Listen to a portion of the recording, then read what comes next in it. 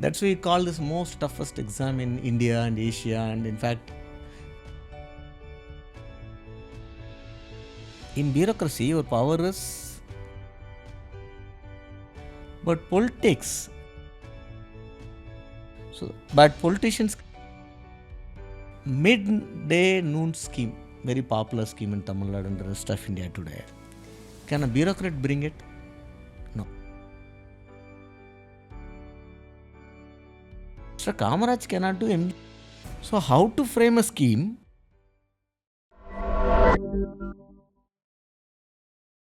Hi aspirants, welcome to the next episode of UPSC and Beyond. This episode is slightly different from what we did earlier. So last time it was more about a subject that is required for UPSC. But this time we are meeting someone who was in the service, retired, and we're going to have a great conversation with him, like how he started his journey, how he prepared and how he got into service. We are meeting today Mr. Saravana Kumaran, Indian Revenue Service, who was retired as an additional commissioner of income tax. So I know him for past 6 months and I've been traveling with him, and he's a person who has wide knowledge about all the subjects, maybe related to the revenue system, administration system, and he has a hands-on practice on being part in the service. So in today's episode, we are going to talk more about his journey. How did he prepare? How did he get into the service?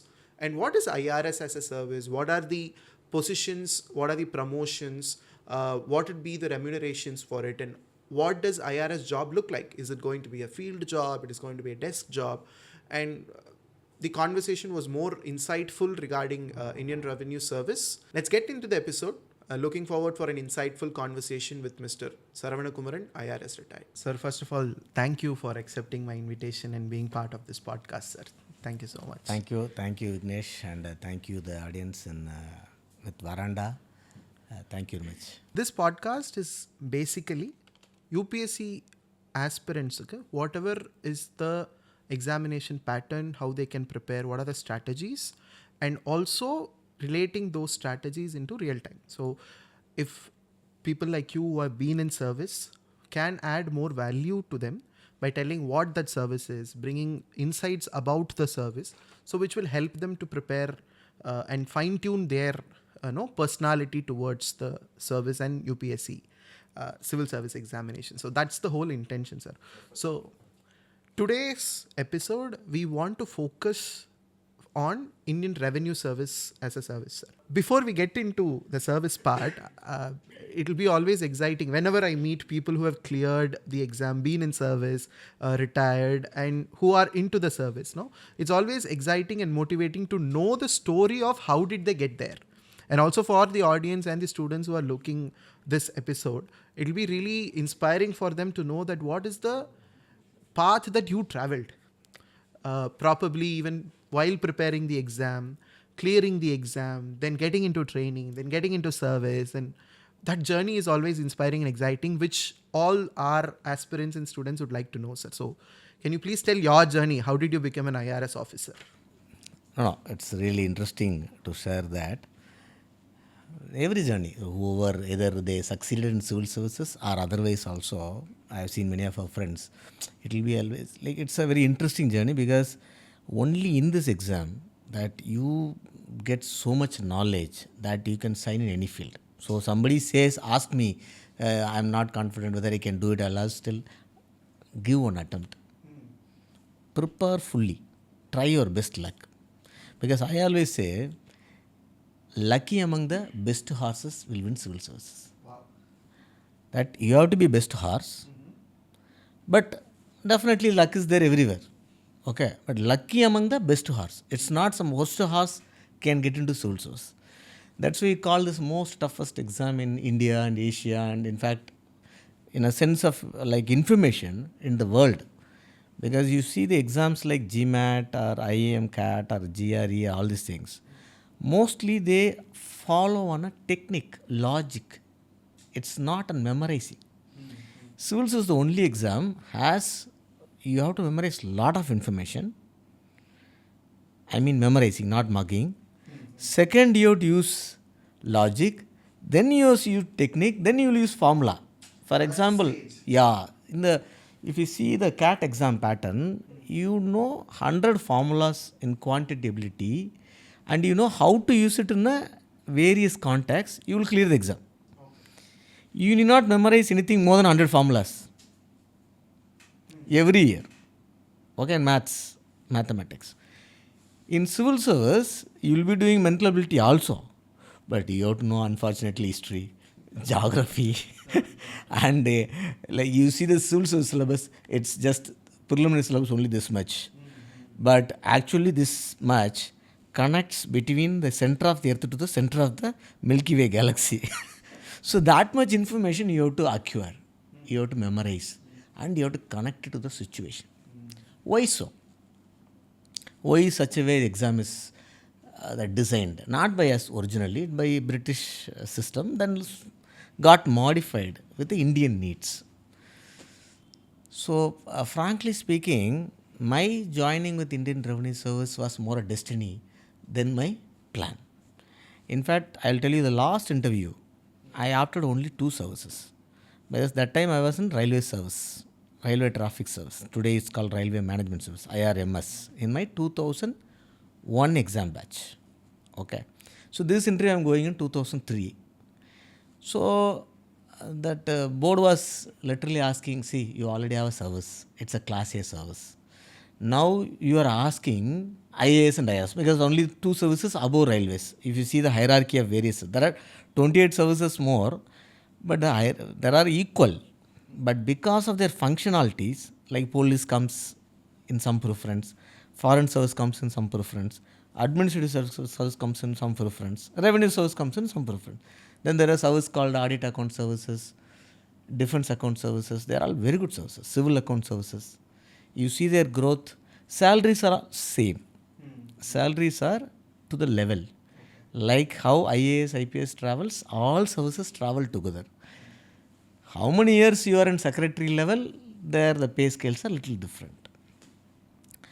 So the board was asking how, you are in railway, why do you want to come to IRS, revenue? And the next interview was still more trouble because that time I got revenue. I got All India 210 rank in the same interview. Then I am going to the next interview because I was adamant to get IAS. Like every kid in aspiring civil service, right? So the board was continuously asking, you were in railways, then you got revenue. Now you are coming to the board again, asking only IAS. What's so much interesting about IAS? Tell me what you cannot get it in revenue. I was telling various points what I had that time, some 20 years back. Okay. Board was not convinced. And I told one thing, sir, I came to civil service because I wanted IAS. I wanted to be district collector. In fact, revenue service, since I am from rural background, there was no income tax, right? In rural India. So I said, I didn't know service called IRS. So board was literally a little bit laughing. Say, I didn't know service called IRS till I sign up for this exam. Only after clearing prelims and filling of my main application form in the first attempt, there I wrote, okay, there are 28 services, how to do it. Then we'll ask seniors, sir, what to do it, which is better for your taste, for your style of functioning, and the way the government of India gives importance to this. So they give order. So I told the same thing to the board. They said, no, just too frank. So I told finally, sir, IAS, I came this. And there in IAS, that you have a one-to-one connect with the public, at least in the district collector level. The 3 years, you can do something directly to the people in the district. Once the district collector period is over, that option is also goes for IAS. You will do one thing only through policy. Because our democracy contemplates politician two people. We are only a guide to them. We only tell them what is the external limits and then tell them, sir, you cannot do this. There's a policy, there's a constitution. Okay, there is a rule of law. There is a way you have to do it. So I only define that. So I have to give a life to the dream of a politician, okay, how in a practical way. He may say, okay, give them every day 1 lakh. I'll just say, no fund, sir. Then he may say, I want to give reservation to these people. No, sir, the Supreme Court judgment, only he can do this. So bureaucracy, how it is framed, IAS as well as other services, to facilitate democratic elected government to fulfill the dreams. They come with so much dreams, right? Politician, everybody comes with so much dreams, so much visualizations. But we have to tell them that what are the limits. Okay. Sir, when you're talking about this point, something is striking my mind. There is always this question among the youngsters or even people who are aspiring to become an IAS, IPS officer or whoever it is. They normally compare with politicians and they say that, then who's the real power? Is it the bureaucrats? Is it the politician? Or are we always under the control of the politicians? Can we do what we want to do? Because every aspirant always has this dream when he comes into the service or when he's aspiring to come into the service, he has this dream of doing something to the society. So how does the relationship between a bureaucrat and a politician work? And having this aspiration to work, will it come into a reality for the UPSC aspirants when they are in service? So that's why, see, once they wrongly understood this concept, many get sad, many get upset. See, I want to do something, the system is not allowing. See, let us understand, appreciate. Okay, bureaucracy is a machinery. It comes with a lot of set of rules and systems, institutions. Politics comes without anything. Okay, from the sky they can announce anything and they have to get votes and they have to run the government. Now I'll put it like this. When I resigned from service and came to politics, so many were asking me like, that ultimate power you had, what was the need to come to politics? So there I said, in bureaucracy your power is limited to the file in your table. What comes to your table, you can decide sometime. You want this post or I want this post, that post, I want to work on that area. I want to do something in rural development. I want to do something in agriculture. I want to do something in, corporate market. But all the time it's not going to work, right? So you decide something what is in your table, in your best of your knowledge, in the best manner so that millions of people get benefit by your own legislation. But politics decide what file to come to the table. So, but politicians cannot decide what best in the file. So politics will decide what is a file can be on the table. Now, midday noon scheme, very popular scheme in Tamil Nadu and the rest of India today. Can a bureaucrat bring it? No. Only a politician can bring it. Kamaraj could do it, MGR could do it. But whether it is possible, whether it is feasible, how to successfully implement, Mr. Kamaraj cannot do, MGR cannot do. You need a brilliant bureaucrat there who will say, okay, how to put the scheme. Sir, you can put sambar, rasam, you cannot put biryani, sir. And the students will not study after biryani in the afternoon. How can you expect them to study after biryani? So how to frame a scheme, that is in bureaucracy. So your powers are divided. And whether both are right, whether the politician has properly brought some good item to the table, and whether these fellows are customized properly to implement, can be seen by the courts. Fortunately, I am in all three fields. I was in bureaucracy, I am like an aspiring politician, and I am also an advocate. So I could connect all three now. But that's the way Constitution has brilliantly created a system. So your powers are unbundled into three components. One is on legislation part, another is in execution part, another is almost like a overseeing part and a grievance part. Some grievance comes, High Court under writ can address that. They need not worry about rules. Give them. Give him 10,000. He is asking, no, even though he is not eligible, considering his peculiar circumstances. So now the question is like power or thing. But everybody has a 100% power in their own table. But you want to assume all the power? No, that's not possible. So now I am in politics. I only can think of dreaming. I cannot implement it as an IAS officer in any scheme. I am trying to That's the implement beauty of the democratical structure. balancing a power, because absolute power is not a very good idea. And power, my guru always says, if there is, you feel power only if there is a discretion. You don't want to use any description. You want to study and do something within the books of law. You will never feel a power. You have some chance to do something discretion to make somebody happy, or then only you will feel the power. Otherwise, what is use of power? The power is given to you to sign certain things so that as per the mandate of law. Okay. So that's the meaning of power. So a bureaucrat should come only with the mindset that you are enabling a system to do something wonderful. I remember one of my friend interview, he's a IAS officer, he's a doctor. So when he went to the UPSC board, they asked him, you studied 7 years in medicine and you came to the board and now you want to become IAS, wasting one quota. Somebody would have studied doctor and would have done some justice in some rural India. Now you become a IAS. So what is the use? IAS needs even a BA. Even a BA can become IAS. What does it need of 7 years study? So he said, see, system contemplates so many generalists instead of one particular frame of student. And as a doctor, I will treat only one patient or 100 patients a day max. But as an administrator, as a policy maker, I can make one policy which can connect millions of people at one sign, which I can help.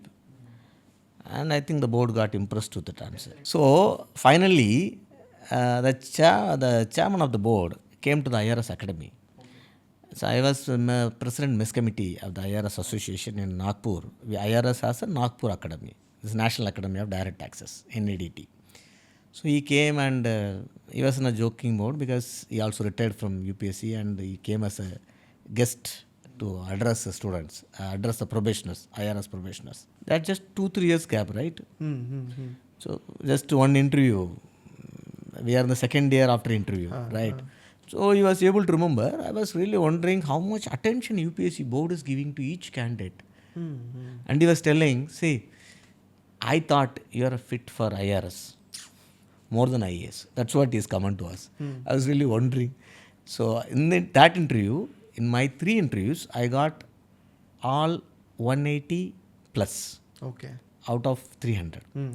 That interview, the last 4th interview, where I opted only for IAS, in this board, I got only 90.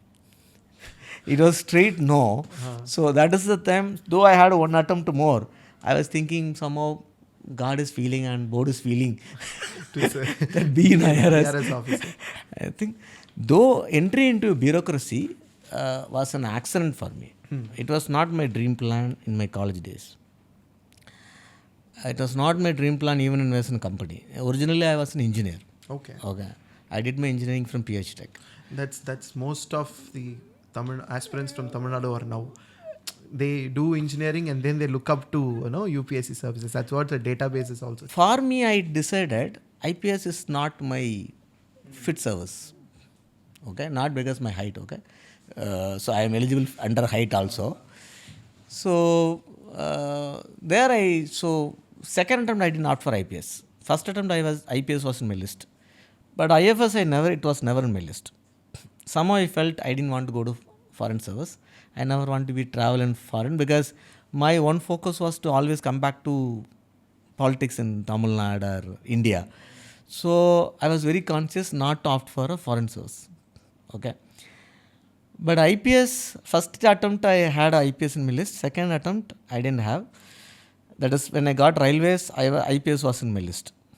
At that time I got 287 rank. Now our batch time in 2001 vacancies were reduced off from 800 to 400 because that time the government made a policy for every 2 retirement, 1 recruitment. So I got 287. So in that time in the IRS customs, there was no vacancy at all. So that's why we landed in railway service. Then next attempt I got 210, but that attempt I would have got IPS. Thanks that I didn't opt because 211th was IPS Bihar. So even today I don't think Bihar is a very attractive cadre for IPS officers. Many think south states, if they're not their home state. So then last attempt was only IAS. From IRS I opted only IAS. That's because I was connecting IAS with the politics. But that was too late to understand that Arvind Kejriwal can become CM from IRS. Annamalai can do something in Tamil Nadu from IPS, that too from Karnataka cadre. Okay, so it's like, some cinemas are coming to, Tamil cinemas are coming to politics. Civil servant also can come to politics, do something good, right? But civil servants coming into politics or civil servants being equally treated as hero has become a recent thing. More we could see, sir. Mr. Sahayam, who is also our chief mentor for Veranda IAS, is always seen as that hero. And there are many people like that. Mr. Kamaraj IPS from Punjab cadre, Haryana cadre. And then, as you said, Mr. Annamalai, Mr. Arvind Kejriwal. People are now even recognizing, or the students. Yeah. One of my junior batchmate, Rangarajan, stood in the election. Say, I feel, at least my opinion is 10 to 15% of politicians should be of, bureaucrats, and 10 to 15% from media. Just not professional politician. Somebody who started a political career in the 22 years, like we started civil service. I feel that. So anyway, it's not a part of this discussion, I suppose. That's a very interesting story, sir, about how your thought process, and what was the clarity for you that every time when you appeared, you were giving a better chance of becoming an IAS officer because you had a bigger plans coming down the line. But I'm happy that, that's why I call IRS as my destiny. But I really, I'm thankful to the member. I enjoyed the service, the way the IRS taught me many things, what I am today. And thankful I did law later only with my department permission. And so I could practice in High Court. Because tax, I can comfortably practice and do some politics. Even it may not be possible with other service, even IAS. It was IFS. Public service was private service. Now a lot of your first 10 years you will be in your opportunity. Which IAS officer sits in Chennai? Maybe in Paramakudi. Veranda IAS, where your dream becomes reality.